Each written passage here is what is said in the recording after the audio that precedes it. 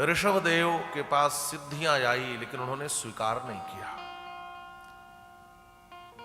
चमत्कार न संत की कसौटी है, न भगवान की कसौटी है। ध्यान से समझना, संत के जीवन में चमत्कार घटित होते हैं। जहां चमत्कार दिखाना पड़े वो संत नहीं हो सकता। मैं हमेशा कहता हूं कि देखो, आज का समय होता तो राम जी की अपेक्षा लोग रावण को ईश्वर मान लेते हैं, क्योंकि चमत्कार तो रावण में दिख रहा है, राम जी में थोड़ी दिख रहा है। चमत्कार तो रावण दिखाता है। आपने पूरी राम कथा में कभी सुना या रामायण में पढ़ा कि राम जी किसी दूसरे का बेस बदले थे, लेकिन रावण सन्यासी बन के आया? आपने कभी पढ़ा सुना कि राम जी आसमान में अपने से उड़ रहे थे, लेकिन रावण उड़ता था? चमत्कार तो रावण में ज्यादा है, लेकिन संत और ईश्वर ये चमत्कार नहीं दिखाते। इनकी कसौटी चमत्कार नहीं है। ऋषभदेव ने कहा सिद्धियों का क्या भरोसा। आजकल तो लोग छोटी छोटी सिद्धि पाते हैं। चलो इस विद्या को सिद्ध करो, इस विद्या को सिद्ध करो, नहीं तो चलो कर्ण पिशाचनी सिद्ध कर लो, आने वाले का नाम गांव तो बता ही लेंगे। ये सब जो सिद्धियां हैं, हालांकि यहां इन सिद्धियों की चर्चा नहीं है, अष्ट सिद्धियां हैं। यहां पर इनका नाम भी है बैहायसम, मनोजवम, आंतर्धान, परकाय प्रवेश, दूराधीन। ये सब बड़ी श्रेष्ठ सिद्धियां हैं, लेकिन इन सिद्धियों को भी ऋषभदेव ने स्वीकार नहीं किया। सिद्धियों के चक्कर में जीवन बेकार और बर्बाद हो सकता है महाराज। जीवन की सबसे बड़ी सिद्धि क्या है? का जीवन की सबसे बड़ी सिद्धि है ईश्वर को प्राप्त कर लेना। ये सबसे बड़ी सिद्धि है। स्वामी विवेकानंद गंगा के किनारे टहल रहे थे। एक महात्मा 40 वर्ष से तप कर रहे थे। स्वामी विवेकानंद ने पूछा, महाराज क्या पाया? कहा एक ऐसी सिद्धि पाई है कि पानी पे पैदल चल के दिखा सकता हूं। उन्होंने कहा दिखाओ। 15 मिनट में उस पार गए, 15 मिनट में इस पार आए, आधे घंटे लगे उनको। स्वामी विवेकानंद ने एक स्टीमर वाले को बुलाया, 2 रुपए दिया और 1.5 मिनट में उस पार गए, 1.5 मिनट में इस पार आ गए। स्वामी विवेकानंद ने कहा, महाराज आपने पानी पर चलने की सिद्धि पाने के लिए जीवन के 40 वर्ष खो दिए, और इन 40 वर्षों में यदि आपने भगवान को पाने का प्रयास किया होता तो यह मानव जीवन प्राप्त करना सार्थक हो गया होता। हम कोई छोटी मोटी सिद्धि दिखा के दुनिया की भीड़ को पीछे दौड़ाएं। सच्चे संत इन चक्करों में कभी नहीं पड़ते। सिद्धियां आई, लेकिन ऋषभदेव ने इनको स्वीकार नहीं किया। कुटकाचल वन में, अरे यहां तक तो यहां लिखा है कि लोग मेरे पीछे नहाए। ये जहां बैठते वहीं मलमूत्र का विसर्जन कर देते, ऐसा लिखा है। वस्त्र आदि छोड़ दिया इन्होंने पहनना, वहीं मलमूत्र विसर्जित। किसी से बात न करना पड़े इसलिए मुंह में पत्थर डाल लिए। कुटकाचल वन में गए, आग लगी और वहीं पे कालकौलित हो गए। जो अच्छे संत होते हैं वो दुनिया की भीड़ से भागते हैं महाराज। तो ऋषभदेव के पुत्र श्री भरत राजा बने, लेकिन भरत जी का भी मन राज्य कार्य में ज्यादा नहीं लगा। एक बात कहूं, एक बार भगवान का जो हो जाता है ना, फिर संसार का हो ही नहीं पाता। ये बड़ा कठिन काम है। गोपियां कहती हैं, गोविंद पादौ पदम न चलतस तव पाद मूला। आप कहते हो लौट जाओ, लेकिन एक बार जो आपका हो जाए उसके चरण फिर वापस जा ही नहीं पाते। मैं करूं तो क्या करूं, कैसे लौटूं घर की ओर। और लेकिन कभी कभी भगवान में लगी बुद्धि भी इधर उधर होती है महाराज। भरत जी राज्य छोड़ करके भगवत प्राप्ति के लिए गए। वर्तमान में नेपाल में गंडकी नदी है, उसी के तट पर तप कर रहे थे। एक दिन गंडकी नदी में स्नान कर रहे थे, उसी समय एक मृगी पानी पीने आई, गर्भवती थी। कहीं जंगल में सिंह ने दहाड़ लगाई, डर के मारे वह उछल कर उस पार जाना चाहती थी, गिर गई नदी में ही। गर्भ का जो मृग छौना था वह बाहर आ गया। मृगी की तो मौत हो गई, लेकिन वो नन्हा सा मृग छौना जल की धारा में बहने लगा। श्री भरत जी को दया आ गई। राजर्षि भरत ने उस मृग छौने को निकाला, धोया, साफ किया उसको, कहीं से लाकर दूध पिलाया, पालन पोषण करने लगे, थोड़ा बड़ा हुआ, हरी हरी दूब खिलाने लगे, अब उसके साथ खेलने लगे, घूमने लगे जंगल में लेकर के। बस यहीं से शुरुआत होती है समस्याओं की महाराज, यहीं से समस्याओं की शुरुआत होती है। मृग की आसक्ति हो गई, मृगासक्त हो गए, कठिनाइयां यहीं से शुरू होती है। एक महात्मा मरने वाले थे, उनका शिष्य भाग करके उनके पास आया, कहा गुरुजी अब आपकी मृत्यु होने वाली है, जाने से पहले कोई उपदेश देना चाहते हो तो दे दो। तो गुरुजी ने मरने से कहा, पहले कहा बेटा देखो बिल्ली मत पालना, बिल्ली मत पालना। कहा अगर गुरुजी मर गए। अब चेला था वो बड़ा परेशान कि बिल्ली मत पालना इसका मतलब क्या है। अब वो सारे ग्रंथ उल्टे, बिल्ली मत पालना इसका मतलब क्या है, बिल्ली मत पालना इसका। अब सारे वेद शास्त्र पुराणों में ढूंढा है, कहीं सेंटेंस ही ना मिले, बिल्ली मत पालना, बिल्ली न। अब जिस संत से पूछे महाराज बिल्ली न पालना इस उपदेश का क्या मतलब है, बिल्ली न पालना इस उपदेश का क्या मतलब है, कोई नहीं बताया। तब एक बूढ़े महात्मा मिले, उन्होंने कहा ओ बेटा मैं बताता हूं बिल्ली मत पालना इस उपदेश का अर्थ क्या है। कहा देखो तुम्हारे गुरुजी हमारे अच्छे मित्र थे, हम दोनों साथ साधु बने थे। तुम्हारे गुरुजी एक गांव के किनारे नदी के तट पर रहते थे। गांव के लोग सायंकाल आते थे आश्रम के पास और रोज 1 घंटे वो प्रवचन करते थे, रोज 1 घंटे उपदेश दिया करते थे। समस्या तब हुई जब उनकी कुटिया में बहुत सारे चूहे हो गए, बहुत सारे चूहे हो गए। तो गुरुजी ने गांव वालों से एक दिन अपनी समस्या रखी कि भाई देखो बड़े चूहे आते हैं यहाँ पर और कुछ तुम लोग उपाय करो। अब हम भजन पूजन करते रहते, माला लेके जप करते रहते, कोई चूहा इधर से दौड़ता है उधर से दौड़ता है, ध्यान भंग होता है। तो गांव वालों ने कहा महाराज ऐसा है कि हम रोज कितना चूहा भगाते घूमेंगे, इसका एक बढ़िया उपाय है कि आप एक बिल्ली पाल लीजिए, एक बिल्ली पाल लीजिए। तो महात्मा भोले भाले उन्होंने गांव वालों से कहा ठीक है बिल्ली ला दो। अब बिल्ली ला करके दे दिया। अब बिल्ली रहती, बिल्ली के डर से चूहे तो भाग गए, लेकिन समस्या तब हुई जब भी वो महात्मा को देखती दोनों हाथ उठाए खड़ी हो जाती, मैंने कुछ चाहिए, दूध चाहिए। अब महात्मा को दया आती, तो उन्होंने गांव वालों से कहा कि देखो भाई बिल्ली तो हमने पाल ली, लेकिन इसको भी तो कुछ खिलाना पिलाना पड़ेगा, दूध कहां से लाए। 2-4 दिन गांव वाले पहुंचाए तो गांव वालों ने सलाह दिया महाराज रोज दूध कौन ला कर देगा, ऐसा करो आप एक गाय पाल लो, यही दूध होगा बिल्ली पिएगी। अब महात्मा ने गाय पाल ली। अब गाय पाल ली तो जो भजन पूजन करते थे अब गाय की सेवा में अभी लगे, घास काटने लगे, ये सब करने लगे, वो सब करने। उन्होंने फिर एक दिन समस्या की कि देखो भजन पूजन हो नहीं पाता, प्रवचन का भी टाइम नहीं मिलता, अब तो गाय में समय बीत जाता है, ऐसा करो कोई उपाय है। गांव वालों ने कहा महाराज एक विधवा रहती है गांव में, तो उसकी आपके प्रति बड़ी श्रद्धा भी है और भगवान की भक्त भी है, वो खाली रहती है, उसकी इच्छा है कि यदि गुरुजी आदेश करें तो मैं गाय की सेवा करूंगी, कुटिया पे रहूंगी। महात्मा ने कहा ठीक है तो भेज दो। अब वो आ गई, अब वो रहने लगी, गाय की सेवा करे, गाय दूध दे, बिल्ली दूध पिए, चूहा भगाए, चूहा नहीं आते थे। एक दिन गांव वालों ने कहा महाराज बड़ी बदनामी हो रही है। संत ने पूछा किस बात की। कहा गांव में हल्ला हो रहा है कि महात्मा ने किसी विधवा को रख लिया है। महाराज सुनो, ऐसे किसी स्त्री को कुटिया में संत के यहां रहना ठीक नहीं है। अब आप रख ही लिए हो, इतनी सेवा कर रहे हो तो उसे एक नया जीवन दे दो। महात्मा तो परमार्थ के लिए ही होते हैं। और महात्मा को इस विधवा से विवाह करना पड़ा और फिर तो 7-8 बच्चे भी खेलने लगे।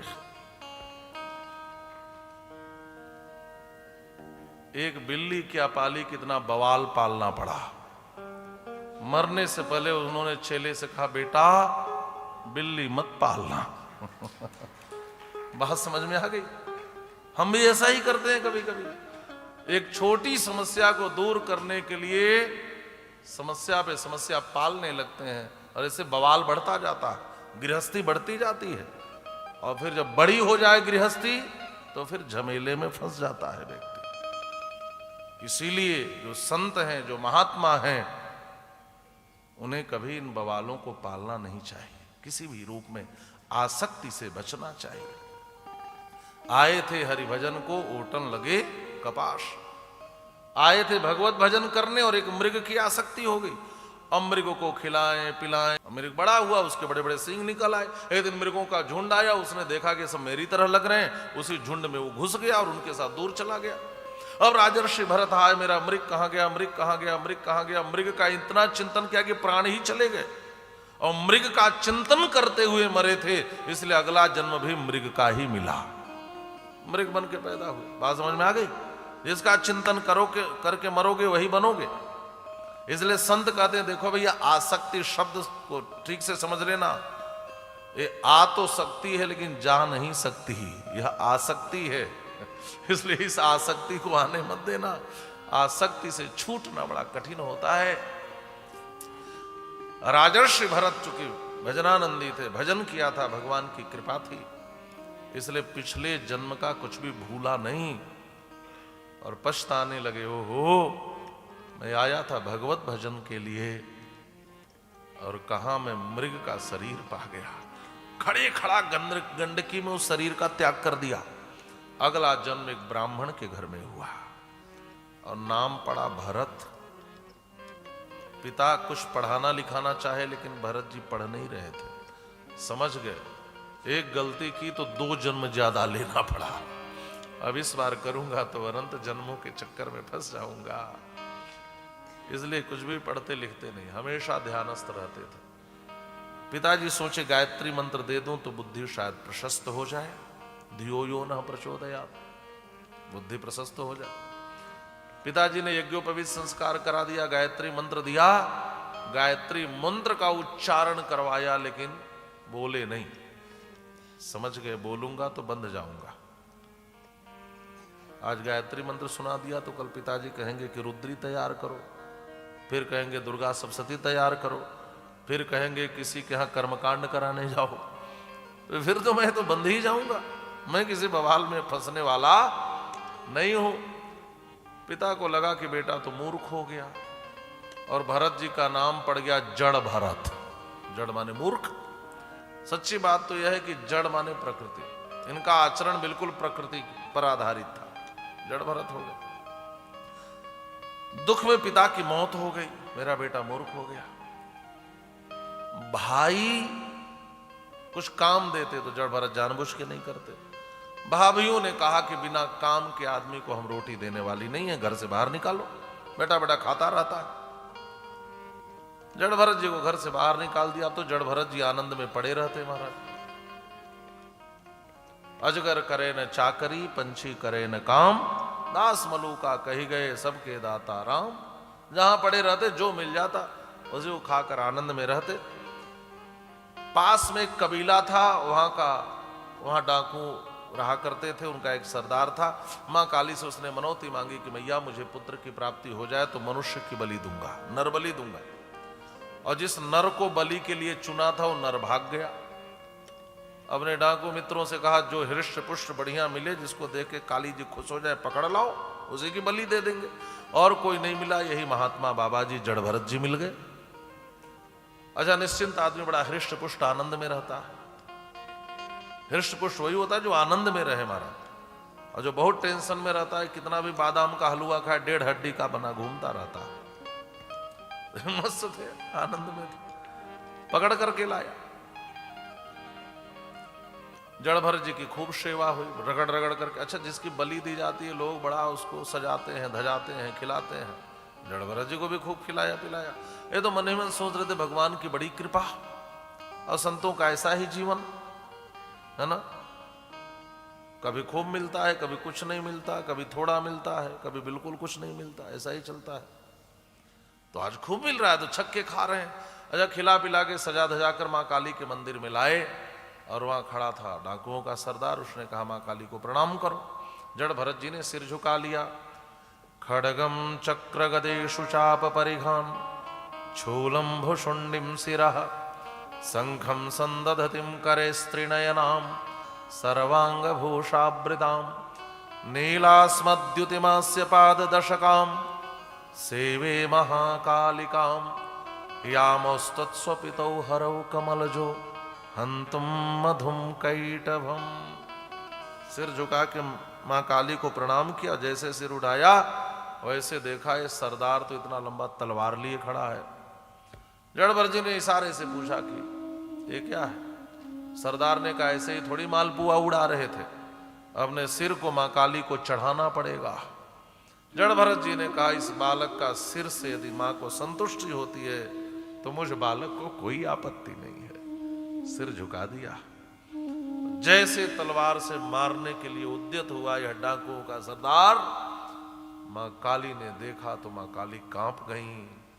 और वो देखो तो ये कितना बड़ा मूर्ख है, इसे पता ही नहीं कि जो सामने खड़ा है यह कौन है, यह महापुरुष है, ये भगवत भक्त है, ये तो परम भागवत है, ये तो श्री जड़भरत जी महाराज है। मां काली ने कहा कि मेरे सामने यदि इसके गर्दन पर इसने तलवार चला दी तो मैं भगवान को क्या मुंह दिखाऊंगी कि मेरे सामने उनके भक्त का किसी ने गला काट दिया। इसके पहले की एक काटे मैं इसे काट दूंगी। सहसो चाट शैव देवी भद्रकाली। भगवान सुखदेव कहते हैं उस मूर्ति से प्रत्यक्ष भद्रकाली प्रकट हो गए, उसके हाथ से छीन लिया तलवार को और उस सरदार के गर्दन को ही उतार दिया। जितने डाकू खड़े थे सबके गर्दन को काटा। भगवान सुखदेव कहते हैं राजन स्व पार्षदई सह जगौ नर्त च बिजहार च सिरह कंदुकली लया। और उनके सिर को पांव से मारकर गेंद की तरह ऐसे खेलने लगी जैसे कोई गेंद खेलता है, इतना क्रोध आया। और फिर उसके बाद उस मूर्ति के भीतर समाहित हो। जड़भरत जी ने हाथ जोड़ लिया, मां मैं जानता था कुपुत्रो जायेत क्वचिदपि कुमाता न भवति।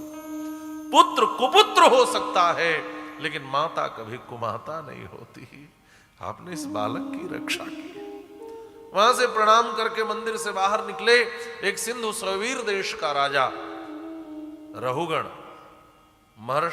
महर्षि कपिल से ज्ञान प्राप्त करने जा रहा था। पालकी पर बैठकर सेना की एक टुकड़ी लेकर जा रहा था। पालकी ढोने वाला एक कहार बीमार पड़ गया। उसने कहा कोई हृष्ट पुष्ट मिले तो जो सेना का कोतवाल था, कहा कोतवाल साहब जो हृष्ट पुष्ट मिले ला करके लगा दो पालकी में। और कोई नहीं मिला, यही बाबा जी ही मिल गए। जड़भरत जी को ही ला करके लगा दिया महाराज। अच्छा जो संत होते हैं ना वह घटने वाली घटना का विरोध नहीं करते, घटने वाली घटना में स्वयं को शामिल कर लेते हैं। क्योंकि जो भगवत भक्त हैं, जो संत हैं, उनकी मान्यता यह है कि जीवन में जो कुछ भी हो रहा है सब भगवान की इच्छा है।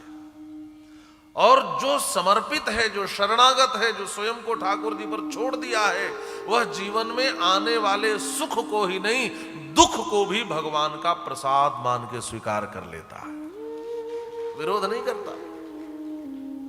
जीवन में आने वाला दुख भी मेरे ठाकुर के द्वारा दिया गया प्रसाद है। जहां ले चलोगे वहीं मैं चलूंगा, जहां नात रख लोगे वहीं मैं रहूंगा। बोलिए श्री कृष्ण चंद्र भगवान की जय। श्री राधे। श्री जड़भरत जी महाराज कोई विरोध नहीं, कोई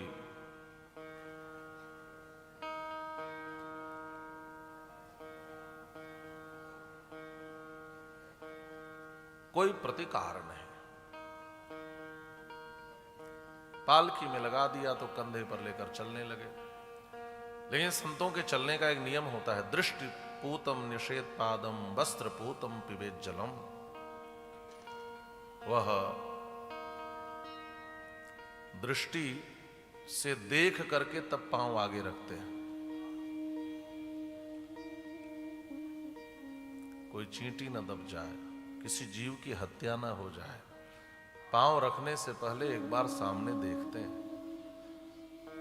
जल भी पीने से पहले छानते हैं, वस्त्र पूतम पिबेत जलम। ये सब संतों के नियम है। तो श्री जड़भरत जी भी पांव रखने से पहले देखते हैं, और कोई चींटी दिख जाए ना तो लंबा डग बढ़ा देते हैं, और कोई दिख जाए तो कभी बढ़ाते ही नहीं है, और कभी साथ वाले कहां आगे बढ़ जाएं और कभी जड़भरत जी अकेले आगे बढ़ जाएं। पालकी असंतुलित हुई, और जैसे ऊपर नीचे पालकी हुई, जो राजा साहब बैठे थे उनको चटाक से चोट लगी। राजा साहब ने सिर बाहर निकाला, डपट करके कहा, आह हे ओढ़ारः साध्वति क्रमत किमिति विषमुह्यते यानमिति। अरे ओढ़ारो, अरे कहारों, पालकी ढोने वालों, ये पालकी विषम कैसे हो रही है? तो जितने ढोने वाले थे उनको लगा कि इस एक की गलती के कारण हम सबको दंड मिलेगा। तो और सारे लोगों ने कहा, महाराज इसमें हमारी गलती नहीं है, अयम अधुनैव नियुक्तोपि न द्रुतम व्रजति। ये जो भी नया नया लगाया गया है ना, यह ठीक से नहीं चलता। राजा ने देखा, 6 व्यंग करके छोड़ दी, लेकिन जड़भरत जी पर कोई फर्क नहीं पड़ा। जड़भरत जी अपनी मस्ती में चल रहे थे, फिर एक चींटी दिखी, फिर उसको बचाने के लिए तेज कदम बढ़ाया, फिर से कंधा उछला, कंधा उछली तो पालकी उछली, पालकी उछली तो राजा साहब को चटाक से चोट लगी। इस बार राजा साहब और गुस्से में आ गए। इस बार तलवार निकाला, कहा, करोमि चिकित्साम दंडपाणिरिव, अभी यमराज की तरह तुम्हारा इलाज करूंगा। जब मारने के लिए उद्यत हो गए जड़भरत जी को, तो जीवन में कभी न बोलने वाले जड़भरत जी पहली बार बोले। देखो, मूर्ख तभी तक सम्मानित होता है जब तक वह मौन होता है, और विद्वान तभी तक अपमानित होता है जब तक वह मौन होता है। जब तक न बोले तब तक लगता है योग्य होगा, मूर्ख जैसे बोलेगा वैसी योग्यता सामने आ जाएगी। और विद्वान चुप है, इसका मतलब वह मूर्ख नहीं है। वह जब मुखरित होगा तो उसकी योग्यता प्रकट होती है। हमारा जड़भरत जी ने सोचा कि जीवन भर तो नहीं बोला, लेकिन आज बोलना पड़ेगा। कारण क्या है? यदि इस राजा ने मेरे ऊपर तलवार चला दिया, मेरा तो कुछ नहीं बिगड़ेगा, लेकिन राजा नरकगामी हो जाएगा। और दुनिया यही कहेगी, एक संत ने अपने कंधे पर जिस राजा के भार को उठाया था, वह राजा नरकगामी हो गया, तो संत समाज की बदनामी हो जाएगी।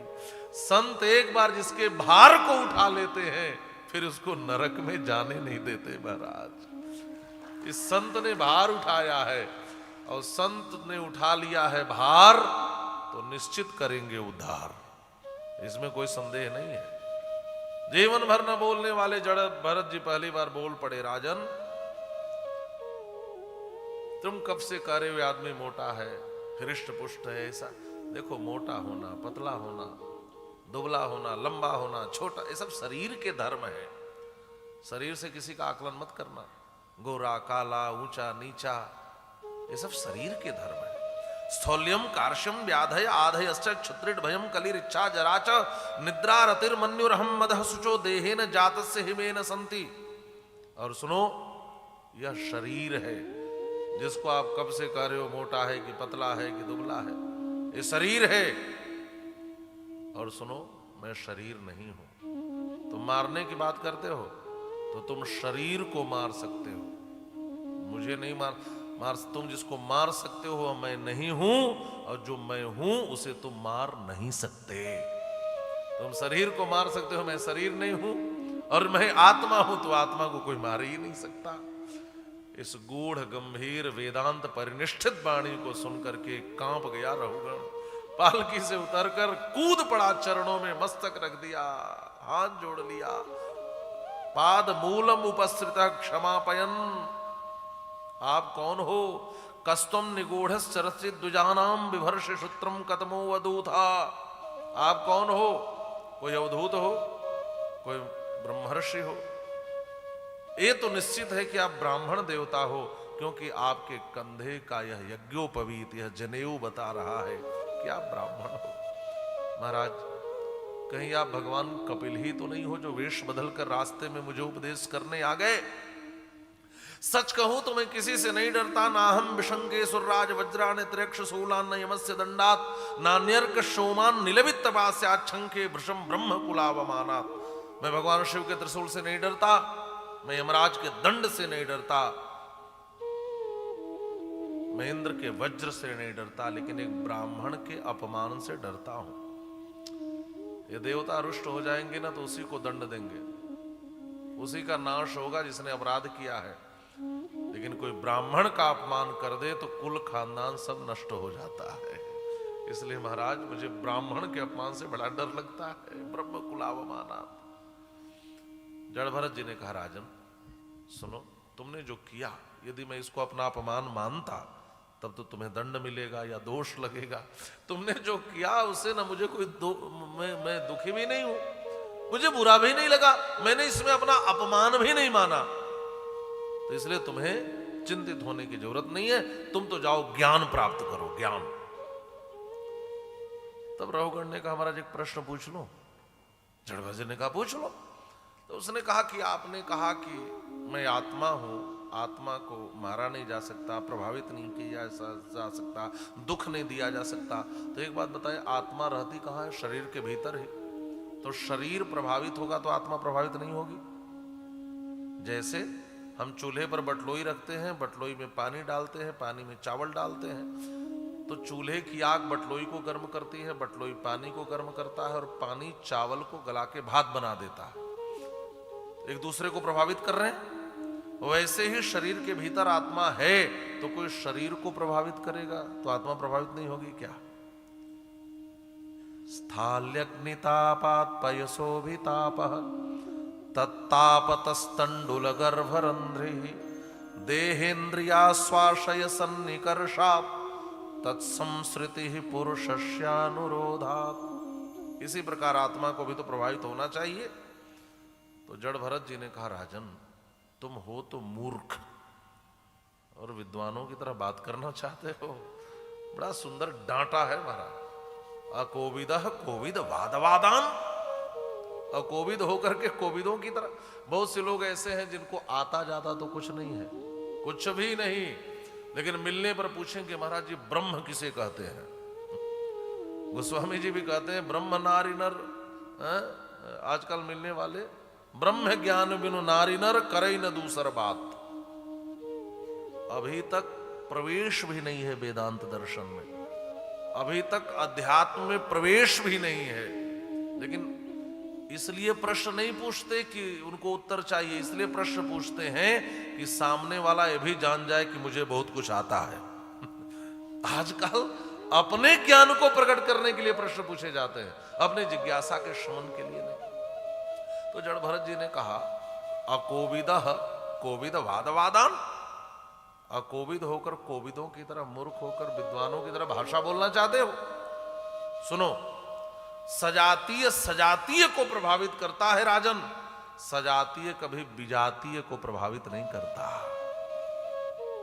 उसी बटलोई के भीतर का जो आकाश है वो गर्म होता है क्या? गर्म होता है? क्यों? क्योंकि ये सब पार्थिव हैं। चाहे आग हो, चाहे बटलोई हो, चाहे पानी हो, चाहे चावल हो, ये सब पार्थिव है, एक दूसरे से प्रभावित हो रहे हैं, सजातीय है। लेकिन उसके भीतर जो आकाश तत्व है वो गर्म नहीं होता। उसी प्रकार शरीर जिन चीजों से बना है, आत्मा उसी चीज से बनी नहीं होती। इसलिए शरीर के प्रभावित होने से आत्मा प्रभावित नहीं होती है। हाथ जोड़कर चरणों में बैठ के, महाराज मुझे ज्ञान कैसे होगा? श्री जड़ भरत जी ने कहा, राजा पने का अभिमान लेकर दूसरे के कंधे पर पालकी पर सवार होकर जाने से राजन ज्ञान नहीं होता। ज्ञान पाने के लिए राजा पने का अभिमान छोड़ना होता है, पालकी से उतरना होता है। आज राजा बन गए इस जन्म में तो क्या सोच रहे हो? कितने जन्म में तुम कहार बने होगे, कितने जन्म में ये राजा बने होंगे। ये संस्कृति चक्र है, ये चलता रहता है राजन। राजा पने का अभिमान छोड़ना पड़ता है। और सुनो, ज्ञान प्राप्त करने के लिए पैदल चलना पड़ता है, किसी महापुरुष के चरणों में जाना पड़ता है। रहु गणस्त तपसा न याति न चिज्जया निर्वपणात् गृहाद्वा न छंदसा नैव जलाग्नि सूर्येर बिना महत्पाद रजोभिषेकम। ज्ञान पाने के लिए किसी महापुरुष के चरणों में जाकर उसके चरण की धूल को मस्तक पर लगाना पड़ता है, तब ज्ञान की प्राप्ति होती है। ये ज्ञान ऐसे नहीं मिलता, ऐसे नहीं मिलता। याद रखना, कोई भी वक्ता जो मंच से कोई बात आपको कह रहा है, सुना रहा है, तो आप ये मत समझना कि बहुत आसान प्राप्ति होगी इसकी। बड़े बड़े आचार्यों के चरणों में बैठकर एक एक शब्द का अर्थ वह सीखता है और अपने जीवन की पूरी कमाई वह 3 घंटे में आपके सामने उगल देता है, उड़ेल देता है। ये साधारण नहीं होता, ऐसे नहीं मिलता है महाराज यह ज्ञान। बिना महत्पाद रजोभिषेकम, ये राजा बनकर पालकी पर चलकर किसी कंधे पर लदकर सुख सुविधाओं में ज्ञान नहीं मिलता है। इसके लिए किसी महापुरुष के चरण की धूल को मस्तक पर लगाना पड़ता है। और सुनो, अच्छा नहीं, इन बच्चों को भाई मैं कहा ना, जाओ पीछे, चलो उठो, पीछे पीछे पीछे जाओ, उठाकर पीछे जाकर बैठो बेटा, बाद में आना। तुम लोग उठ बैठ कर रहे हो बार बार। अरे बच्चे भी ढीठ है, मान नहीं रहे।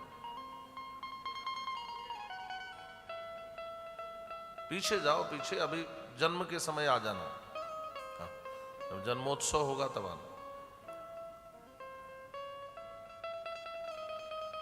ऐसा लग रहा है से आप आज के सबसे महत्वपूर्ण श्रोता यही हूं। बच्चों से डर भी लगता रहता है कुछ बोलने में। कुछ बच्चे तो इतना पलट के खतरनाक जवाब देते हैं महाराज। अब समय कम है, जितना मैं इस बच्चों की बात सुनाऊं उतना में 1-2 प्रसंग आगे बढ़ेगा। बोलिए बाल कृष्ण लाल की जय। तो बिना महत्पाद रजोभिषेकम, किसी महापुरुष के चरण की धूलि को सिर पर लगाना पड़ता है। कहना नहीं चाहते थे फिर भी बात निकल गई, निकल गई। कभी कभी कुछ बातें होती हैं, व्यक्ति बोलने के क्रम में अपने अनुभव को भी साझा करता है। जड़ भरत जी कहना नहीं चाहते थे, लेकिन यहां पढ़ के आपको भी लगेगा कि जैसे निकल ही गई बात, और कहते कहते यहां तक कह दिए, राजन तुम एक छोटे से सिंधु शौवीर्य देश के राजा, एक छोटी सी टुकड़ी के, तो तुम्हें इतना अभिमान? जानते हो मैं कौन हूं? मैं तो वह राजा भरत हूं जिसके नाम पर इस देश का नाम भारत पड़ा है। लेकिन एक गलती मुझसे हो गई, मैं भगवान को पाने गया था और एक मृग में आसक्त हो गया। कहना नहीं चाहते थे लेकिन बात निकल गई। अहम पुरा भरतो नाम राजा विमुक्त दृष्ट श्रुत संग बंधा आराधनम भगवत ईहमानो मृगो भवम मृग संगांधतार्थ। एक गलती हो गई, एक मृग में फंस गया और पहले मृगो भवम, पहले मृग बन के पैदा हुआ और फिर ये दूसरा जन्म मिला। एक छोटी सी गलती और 2 जन्म ज्यादा लेने पड़े। आप विचार करो, जो रोज गलतियां करते हैं अभी कितना जन्म उनको लेना बाकी है। किस बात का अभिमान कर रहे हो? एक छोटे से राजा होने का। चरणों में गिर गया रघुगण महाराज, चरण पकड़ लिया, धूल को माथे पर लगा लिया। महाराज मेरा उद्धार करो, मेरा उद्धार करो। 3 प्रश्न पूछा है। मोह का नाश कैसे हो, स्मृति कैसे आवे और भव सागर से कैसे पार जाए। जड़ भरत जी ने बड़ा सुंदर सूत्र दे दिया, आप भी इस सूत्र को आत्मसात कर सकते हैं। जड़ भरत जी ने कहा, तस्मान्नरो संग सुसंग जात ज्ञानासिनेहैव विवृक्ण मोह हरिम तदीहा कथन श्रुताभ्याम लब्ध स्मृतिर्यात्यति पारमध्वनः। मोह का नाश कैसे होगा? कहा असंग का संग करो। असंग माने उस व्यक्ति का संग करो जो किसी के संग में नहीं रहते। आप समझ गए? असंग का संग करो, माने सत्संग करो, अच्छे लोगों का संग करो, इससे मोह का नाश होगा। फिर का जब मोह का नाश होगा तो ज्ञान का तलवार मिलेगा। ज्ञाना स्नेहई विमृक्ण मोह, मतलब सत्संग के से ज्ञान का तलवार मिलता है, असी माने तलवार, और उससे मोह के बंधन को काट दो। और काटोगे तो क्या होगा? स्मृति लब्ध हो जाएगी। स्मृति क्या है? का असली बात का पता चल जाएगा कि हम ईश्वर के अंश हैं, भगवान ही हमारे हैं, हम भगवान के हैं और भगवान हमारे हैं। इस बात का पता चल जाए, जब तक मोह का नाश नहीं होगा तब तक यह ज्ञान आपको हो ही नहीं सकता कि हम भगवान के हैं। ये मोह जो है ना जल्दी छोड़ता नहीं है। और जब यह स्मृति आ जाएगी तब आपका मन कथा में लगेगा। बात समझ में आ गई? अपने की कथा सुनना बहुत अच्छा लगता है। कोई आपके अपने की बात बताए तो कितना अच्छा लगता है। जब भगवान को अपना मान लोगे तब उनकी कथा से प्रेम हो जाएगा। और भगवान की कथा में हो गया यदि प्रेम, तो श्री जड़भरत जी कहते हैं हरिम तदीहा कथन श्रुताभ्याम लब्ध स्मृतिर्यात्यति पारमध्वन।